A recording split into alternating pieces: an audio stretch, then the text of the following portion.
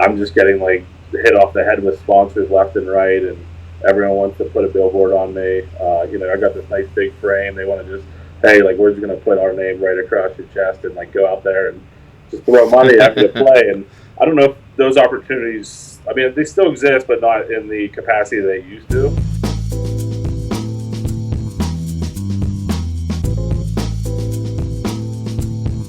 What's up, guys? We have one of the spiciest and fiercest and most consistent deep runners in the main event, who's caused all kinds of stir and trouble from his very loose aggressive play, including the Dirty Diaper, the 2-3 offsuit, Nick Rigby.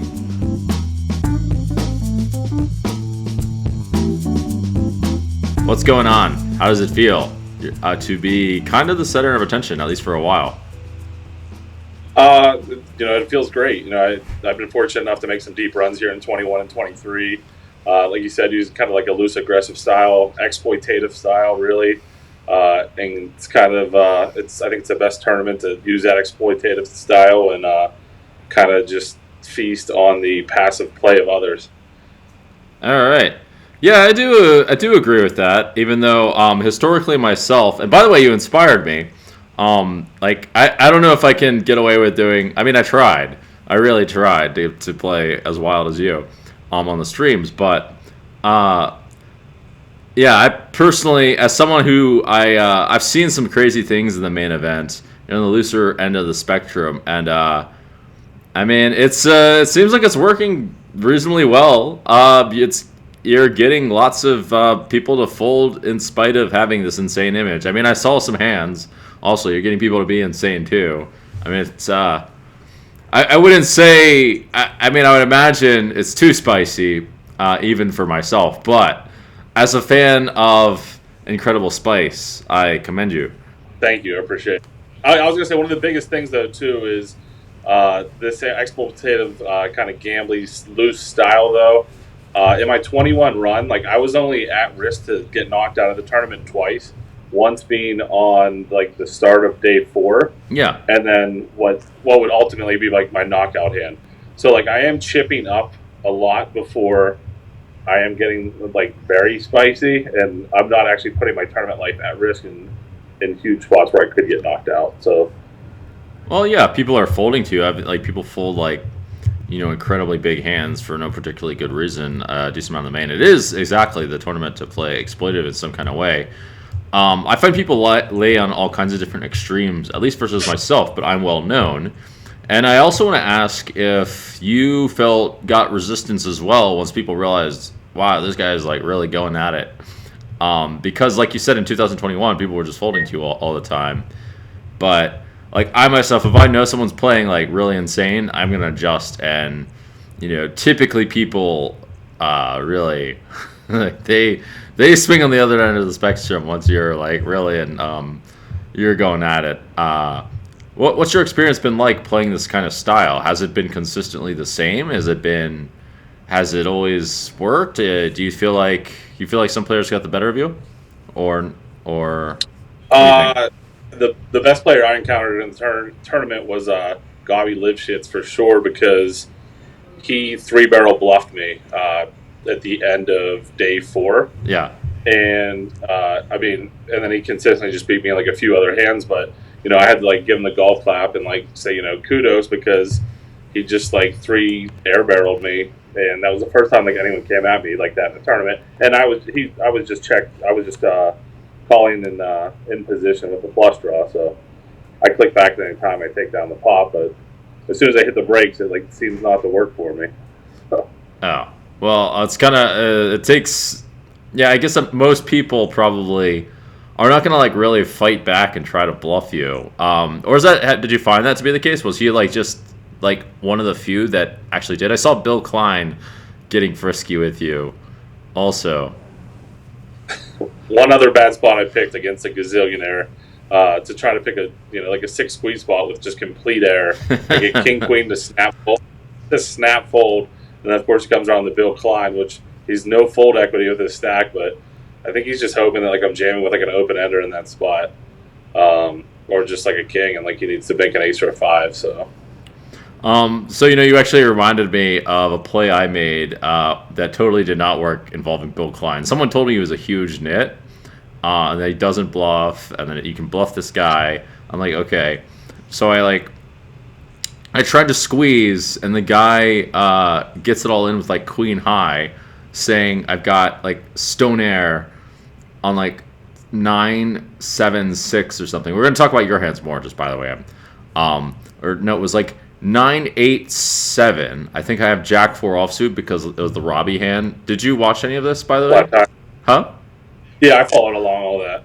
Yeah, so. I like squeezed into 4 players, and he like overcalls with like Queen Jack. He says, "I thought you had the Robbie." I'm just playing. Sick read. Yeah, I was, well, he was right. I did have the Robbie. And yeah, it did not work, unfortunately. But Bill is, pretty crazy as it turns out. Who would have thought? So, too late for you and for myself as well. I saw like Ace 5 and 4-3 offsuit. I saw a couple hands like that by you. I did end up busting Bill though, so there was some light at the end of the rainbow there. Oh, well, there you go. You busted the old man who gives away shitloads of money to charity. But great guy. Yeah, great guy. Then yeah, someone told him he plays too tight and needs to play crazy or something. Yeah, so a couple of questions. You didn't really answer my question about are there a lot of people that like try to rebluff you or anything, or do they just like kind of roll over and try to trap you? I think like Helmuth, for example, would try to trap you, and other guys. What's your experience been like? Yeah, like everyone definitely puts on their fur caps and tries trapping me. Like I said, Gobby was the only one that really tried bluffing me the whole tournament.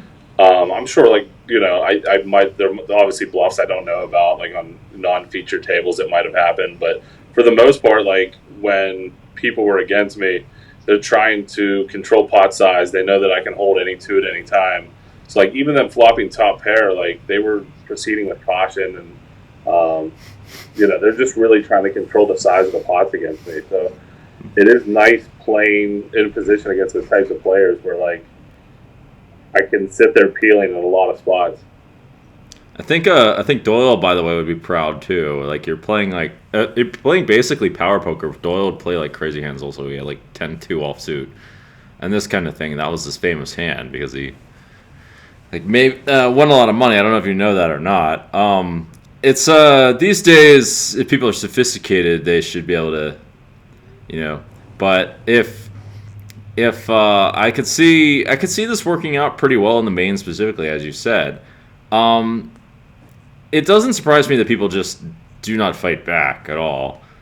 I think it's like not that obvious of a counter to super aggressive strategies, but it does work really well sometimes, especially if no one else is doing it. And I also am curious. I can tell you that when I was in Bobby's room playing the main, all we could the camera was like pretty often on you. We saw your hands and like 4-betting 10-8 suited and things like that for a 30-year stack and that kind of stuff. I'm like, whoa, what's going on here? And I still want to ask the question: was it just pure like people just fold all the time or whatever, or did your experience actually change because you did get like lots of attention as time goes on? Just because now, like anyone who's watching TV can see, okay, this guy's got A2 offsuit again, or 2-3 offsuit, and now he's in the pot with jacks and pocket eights or whatever, and they might just think, well, maybe I should play looser against this guy. Did you get any kind of like big meta resistance from the field, or was it just everyone was crazy? Honestly, pretty much everyone was crazy, and it's like I was very fortunate in my table draws, and a lot of those guys coming up to under the lights with me, instead of trying to like kind of mix it up with me, like I said, it's an extremely passive play, and I don't know if it's because a lot of those guys in the field when they got up under the lights, it was their first time there. Maybe they're a little uncomfortable. They don't want to make like a large mistake on television or anything like that, but by that point, everyone had known my image. Everyone had known my wide open range, and they still were just playing super tight. So like, there's a lot of spots where I'm picking up blinds and I'm 3-betting extremely light, and it just kept working. And that's kind of speaks true to 2021 and this year. All right. Well, congrats on that, on making that work. So I want to talk a bit about more. Well, first of all, like, where are you from? I know you have a home game. How are you? Seems like you've been playing poker for a while. Tell us a little about yourself. So I'm from South Park, Pennsylvania. It's like right on the outskirts of Pittsburgh. Mm-hmm. So usually when people ask where I'm from, I just say Pittsburgh. Everyone knows where it's at. But yeah, I kind of grew up. I've played for almost 20 years now, which is kind of crazy to say. But we grew up playing after high school with my buddies at my friend's house, and then I went into college, and we played nightly in all the dorm rooms. We'd have like nightly tournaments, and that's during the huge poker like boom when I'm playing on full tilt and Bodog all the time. And I did well back then, and so it was more just always like a hobby, and like I've always like worked full time, Mm-hmm. and I guess haven't dedicated the time to like do it just full time. And I also, like when I was younger, I would like deal on the side, like private games, and like the Pittsburgh poker community is like a very tight knit community. So like, Kind of, yeah. you ask anyone in town, like they know me, like I know them, and Oh, I see. just know like all the kids around the city. So Oh, okay. I thought you meant overall. It still is kind of globally, to be honest. It's like, it's a kind of niche, I'd say, but yeah, okay, makes sense, and that is in your community as well. Well, definitely big props for having the balls to play like this when you're not really playing professionally, because a lot of these guys, like you said, they do the opposite. They're kind of like just holding on for dear life and not really going for it. I mean, I can see how it can be beneficial to lay even on the extreme end of the opposite side, because most people just fall like totally in. Like, you're kind of the outlier, actually. There's just not that many guys, for a reason, that don't get this kind of attention, even though there's people that play a pretty aggressive style throughout the tournament, but I would say most of them don't get much coverage, and most, like something like at least 80% or whatever, are like kind of rolling over, especially if it's not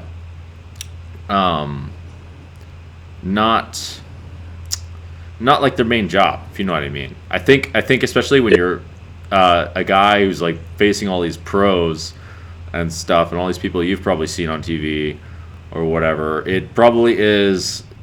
I would think it's intimidating, at least a little bit, or like some kind of something's going on in your head while facing these people at the felt. That's just me trying to put myself in your shoes. I've been doing this for 17 years, and at least initially I felt these kinds of feelings. They went away. Can you tell us a bit more about your experience? Maybe you're looking at them and thinking, you know what, I'm going to beat these guys. I'm going to show them what's up, or that kind of thing. Maybe you look at it as more of like a challenge. So what was your experience like as you played? You went deep in the main, and you played all these professionals who have years and years of experience. I think just staying comfortable and loose is just like one of the most important things. I've never sat down at a table with anyone and felt intimidated. Oh, really? Okay. And that serves in both like large cash games and also in these like large field tournaments. And I actually kind of embrace getting up, put it up against pros. I mean, it puts you in a great position to obviously make a name for yourself. In your head the whole time you want to bust like what your heroes were when you were younger, right? I matched up against Phil, which was awesome. It's just a surreal moment that I'm the chip leader after day one. I match up against Helmuth, and then I end up being the one at the table to bust them. It can't make it up, really, That must have been good. Did he say anything? He might have been a little salty, I guess.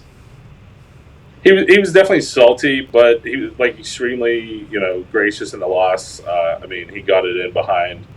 It was a cooler. I flopped top two. He flopped bottom two.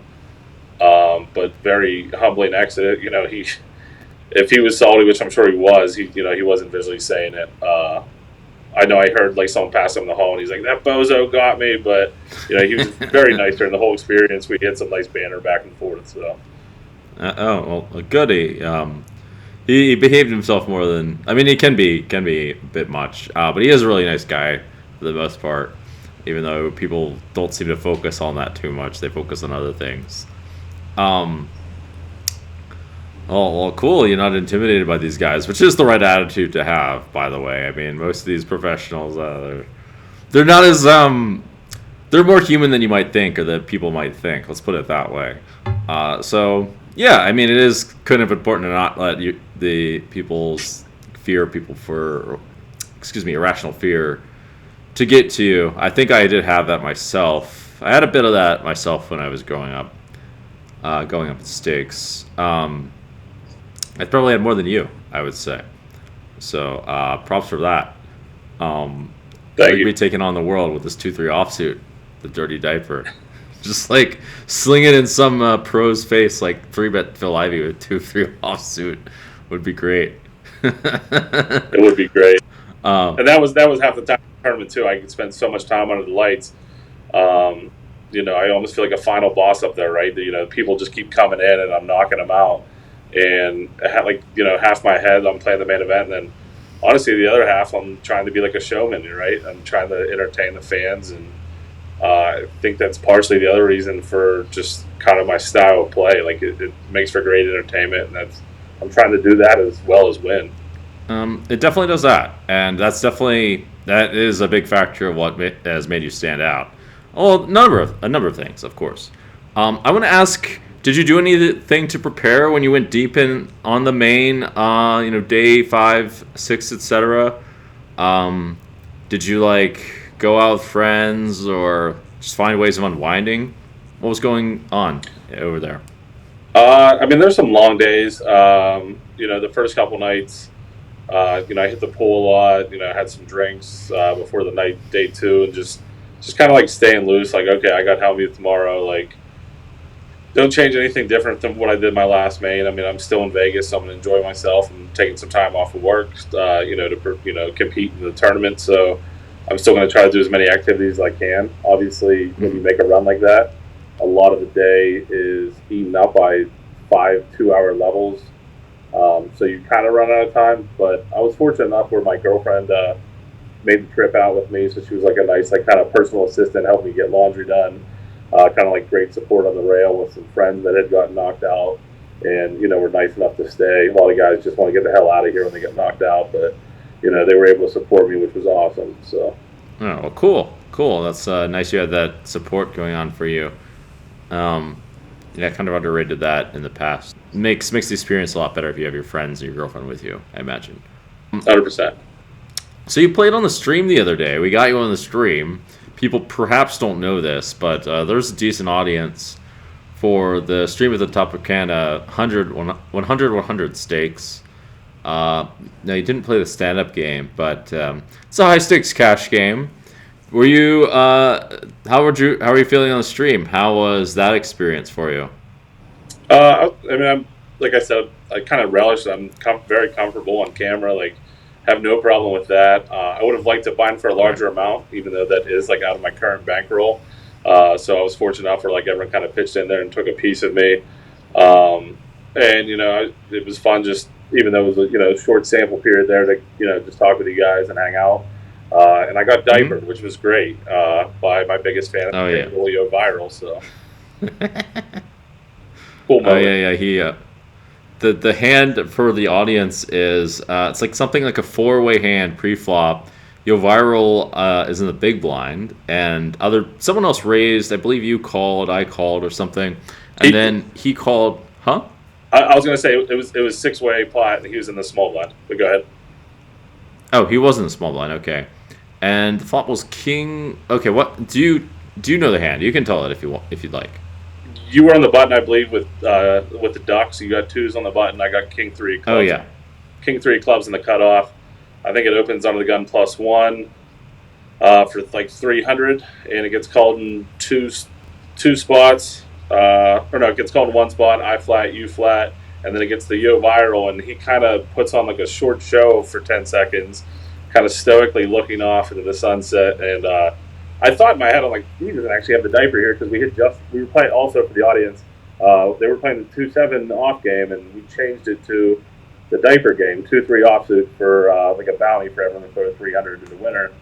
And we just changed that, so it doesn't really feel real that he could have the diaper, but the way he was sitting there, I was like, he could have the diaper here because if he has a large hand, he's definitely raising. It looked like he wanted to.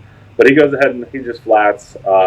Big blind completes the action, and we go to a king 10 4 2 diamond flop.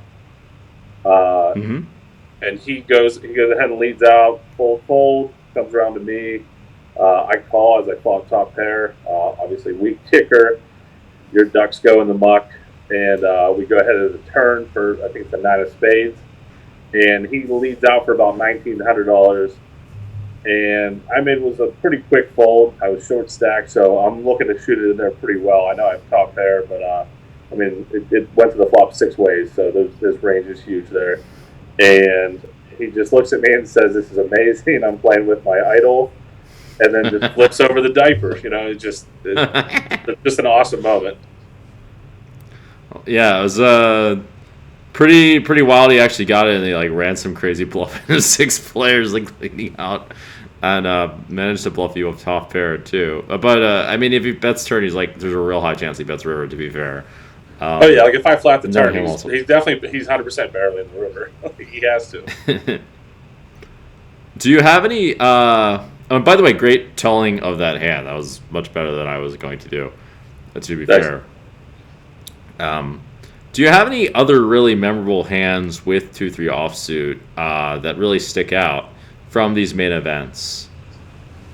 Honestly, I've the two biggest ones were hands where I folded the diaper. Last year in 2021, I flatted in under the gun raise. It was an under the gun raise on one of the side feature tables, and the cutoff 3 bets. I look down at the diaper. I come along, just hoping the other gun's also going to flat. Under the gun rips, and then obviously the cutoff also rips. Under the gun had ace king off, so like it would have been just a great spot for him just to flat that 3 bet there, because then we're going 3 ways to the flop. But anyways, they get it in, and I think the flop was 3-3 deuce. Like I sent them both to the showers, and I'm just like, oh. And I folded, or I couldn't fold face up, and I told everyone because I wasn't last to close the action. Or no, I'm sorry, I was last to close the action because he shoved. So I showed it, so the whole table knew what I had. So that was kind of a gross moment. And then this year, the only limp besides on day 1 that I saw was a day 3, just a limp. And it was in the hijack position. I'm to his left. It was just very odd that it just came out of left field. I looked down at the diaper, and I just 5X it. It comes around, it comes around to a player in the blinds, and he goes ahead and shoves for what at the time is probably about 11X. And then it comes back around to the guy limp, and he shoves. I'm like, okay, he obviously had his aces. I pulled the diaper, and the blinds player has a 9s, and the guy that had limp has aces. Flops 8, 4 deuce, turn 3, river 3. The same thing. I folded that one face up, so everyone was going crazy.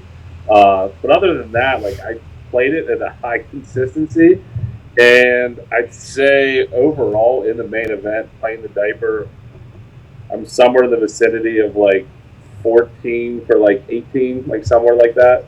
So. Okay, that's pretty good. I think there's some spots where really you have to dig deep to play it. I mean, it's hard to call an all-in with 2-3 offsuit, to be fair. Even like 14 for 18 is pretty strong. One of my favorite spots too was last year in the 21 main run that I had, and I was playing with BitBoy, who's like a crypto guy off YouTube. He's like dressed up. BitBoy. He's kind of decked out like he's decked out like a Gucci jumper, and you have to play with him. I kind of been like taking him to the cleaners all day, like in every hand I play with him, and I open. He 3 bets and another guy 4 bet shoves, and I'm looking at both their stacks, and I'm like, if these guys have ace king ace queen here, like the price is right, and I'm going to gamble. So I get it in there with the 2-3 clubs, and the BitBoy had aces, and he just looks disgusted. He's talking to his rail, He's got the 2-3, like as if like it was invincible. And then justice was served, and the other guy had jacks and spiked a jack, so he still got knocked out. But he just had a disgusting look on his face, like he is 2-3, like as if I had like a hand that was just greater than aces. So it was pretty funny. That's too funny. If you happen to play against Scott Seaver, by the way, you should absolutely make a play. I mean, I don't know if he's gonna fold. I'll warn you at that. But if you manage to beat him with a hand like 2-3 or in some kind of absurd way, it'll just drive him. And if you say something about the hand or whatever, there's ways of really steaming him up. Let's put it that way. That would be very entertaining. You might even be mad if you, huh? Oh, I just said I hope I get the chance. I hope you get the chance too, just because this is just like he might be mad at me for saying this, but I feel like it's worth it for just the entertainment quality. In this specific case, I mean, like he was complaining a lot with it getting knocked out with people, cold calling like 8-3 offsuit and things like that. And he said like, "Oh, I just can't take it," and that kind of stuff. And I'm sitting here just laughing at his like, I don't know. He just he's a little bit neurotic is the word, but a little bit's okay. A little bit of he's a bit of a tease himself. I want to ask, do you do anything besides poker? Yeah, I mean, so I work full time as a government contractor, like supporting the Navy. I do like contracts work for that position. I do play a lot of poker on the side. Other hobbies I have are like playing like pickup basketball with buddies. And I also just enjoy kind of just going to like events all the time. Big concert goer, tailgater, sporting events. I went to like the World Series of baseball a few years ago. Went to the Final Four. I like traveling for like large sporting events like that. Oh, okay. No, it seems like you do kind of a lot then. Yeah, I try to stay busy. I'm a little curious. Does your style of like playing poker leak out into other things, like playing? I think you said you play basketball, right? Yeah. Okay. Do you play like an aggressive style of basketball by any chance? Like I touch the ball. Yeah, I touch the ball and I just heave it from like half court line. No, not really. I'm a bigger guy, so I'm in there kind of grinded inside. So a little different from my poker style, but also a 3-point shooter. So. Well, you never know. By the way, I mean, yeah, that was my first guess, but you really never know. You'd be surprised at how many poker players you wouldn't think are athletic or actually very athletic and good at basketball. There was I don't know if you know this guy Abe Mazari by chance. He's like this older Jewish guy, not that tall, but he's like very good at basketball for whatever reason. Just looking at the guy, you would never ever think it. Yeah, I'm nimble for my size. People often get surprised when I go to get in the pool and I just backflip in. The last like year or so, it's not full rotation, but it's close. But I have a little spring to my step. Yeah, if you're backflipping into the pool, it's YOLOing pretty hard, in my opinion. I'm afraid to do a backflip actually into the pool. Now I've like tried to do such things, but not into the pool. It's too very risky for me. It's all about just snapping your neck around. Your body will follow. It's got no choice. All right. If you say so, I just don't want to like break my neck. That's partly the issue for me. But I don't mind running some crazy bluffs at the poker table and doing in honor of yours truly, as I attempted to do last stream. I don't know if I like matched your level of aggression. Oh, I said you had a high VPIP. Yeah, it was like 65 or so. Yeah. It's I was really trying. I mean, I saw hands with you, like you were like 3-betting like 8-2 off and things like that quite a bit in the main, if I recall correctly. Opening like 9-4 off early position and things like this. Yeah, I'm getting a lot of spots like that just try to pick up lines, and if I get 3-bet, sometimes I'm calling light. 9-4 I'm folding if I get 3-bet, but a lot of times, like I said, I had the kind of the whole table like on their heels, so like I'm opening 9-4 off in middle position, and it's usually just getting through. I'm taking the blinds, or if someone picks up like queen jack suited on the button. They're not raising it; they're just flatting. So like they just let me really kind of be the captain of the table the whole time. Seems to be working, as we said. I want to ask, like, have you ever visited poker sites as well? Have you like looked at the training sites or the tools or anything like that? I've never used any of the training sites. Buddies with like different guys that like own a bunch of different ones, but I've never even thought honestly of looking on them. It's just I do appreciate like some some of the additional information, but I think like growing up, I'm just like I'm going to play my own style. I'm definitely open to looking at them to kind of clean up and polish my game because I think I have the best image in poker right now. So like my game will translate very well to cash games as far as getting paid off in big spots. So that's definitely something I'm going to look into. So. Well, yeah, I mean, absolutely. You've totally advertised very much for a huge percent of the world. I'm guessing that you're getting invites to certain things like JRB's game and other private games and things like that. I mean, in a way, it could be a big opportunity, but it can also be, it can also be risky. Like you have to at least make sure you're beating these guys as well, because I mean, like even if you can get in, I mean, obviously winning is the hard part. And I've actually played there a few times already. Oh, you played with JRB? Yeah. Oh, okay. There you go. Most of the time, yeah. Like he's pretty honorable. I would say he can be fun to hang out with. He's most of the time. Let's put it that way. I don't want to talk too much bad about JRB. He's mostly good. Everyone's mostly good, I guess, or most people are mostly good. It'd be interesting if you combined your game with like a little bit of theory, because the theory is like pretty. How do you say? It's very sophisticated these days. I mean, I try to combine a little bit of both myself. I have to like lean way in the other direction to get action. I need to like really open it up. I have to really, I have to like beg to get in these kinds of games. But yeah, it'd be interesting to see if you happen to pursue that avenue, just because it does have tons of potential in terms of money. Is that what is money a big motivating factor for you, or are you thinking you just have other aspirations? You just want to enjoy your life, or what is it? I mean, poker's always been a huge passion of mine for like the last 20 years. If I could monetize off that, I'd be greatly interested in both like kind of like the marketing end, doing commentary, and then also playing would be like my ultimate dream, right? I feel like if this kind of my run right here happened 15 years ago, then I'm just getting like hit off the head with sponsors left and right, and everyone wants to put a billboard on me. I got this nice big frame. They want to just, hey, like we're just going to put our name right across your chest and like go out there and just throw money at you to play. And I don't know if those opportunities, I mean, they still exist, but not in the capacity they used to.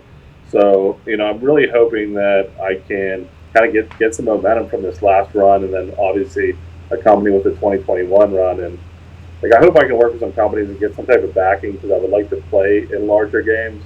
But like I said, right now, it's hard to step out on that ledge without the bankroll and kind of, knowing what you're going to do to pay the bills, right? So. Yeah. I guess if you're like kind of just starting out, or starting out in like approaching these kinds of things, especially sponsorships, it could be quite tricky. And by the way, they are very challenging to get, specifically in the USA, if you're American male, because most poker players are basically American males, American white males. So there's that. But definitely the private games are a lot easier to capitalize on, from my experience, as long as you don't get cheated. That's like probably the biggest thing. You have to win, so there's that. And you have to get paid, and you have to not get cheated. Actually, getting paid is more important than not getting cheated. I think not getting paid is very similar to getting cheated, to be honest, because like if someone doesn't pay you, they're essentially, it's a very similar result. But if you can beat all those, then probably you could make a lot of money. It seems like very realistic. It seemed to me that you had a decent amount of ideas that suggest potential for poker. I mean, I have to see more to really see it. But the fact that you're like taking risks and things like that, and like putting yourself in spots and testing people is kind of how, at least from my perspective, a big part of how you get better at poker. If you can also make folds and not get too attached to hands.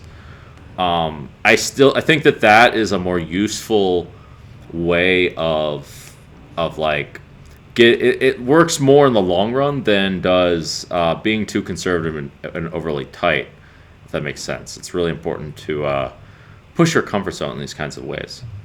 Yeah, absolutely. I think that was what, like, Jeff Platt was interviewing me or someone, and I said, I'm my biggest thing is I'm comfortable making other people uncomfortable. So, and that's kind of like a little credo I use like as I played. So, well, yeah, it's good. You have to, if you can find people's so I want to say breaking points. It seems a little bit extreme. That is very valuable if you can exploit those, and people tend to have quite a few of them. I mean, if they know you're crazy, they can kind of swing in the other direction quite a lot, I've noticed. But yeah, I mean, that's where a lot of the money is still today. There's still lots of money in exploitative play. I mean, that's absolutely true. Like, I would not suggest being totally by the book, but I do think there's a lot of value to the theory these days. If you ever decide to look, yeah, again, major props for blowing up the internet with a style that stood out amongst over 9,000. I don't know how many people were in the main, but shitload of people. 50 or so, yeah. Yeah.